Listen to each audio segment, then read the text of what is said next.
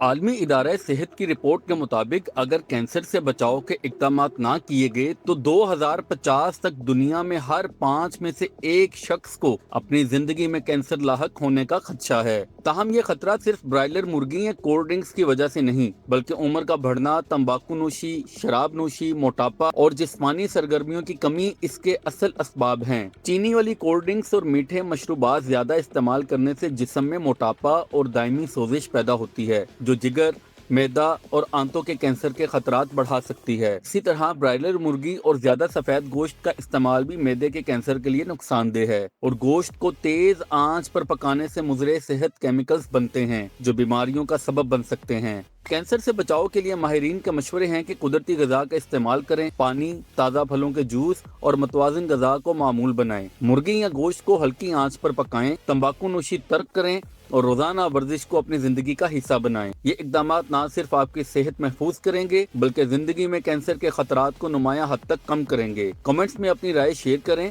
اور ویڈیو کو دوستوں اور فیملی کے ساتھ شیئر کریں تاکہ سب کو کینسر سے بچاؤ کے اہم اقدامات معلوم ہوں، اور سبسکرائب کرنا نہ بھولیں تاکہ ہر صحت اور زندگی سے متعلق اہم اپڈیٹ فوراً آپ تک پہنچے۔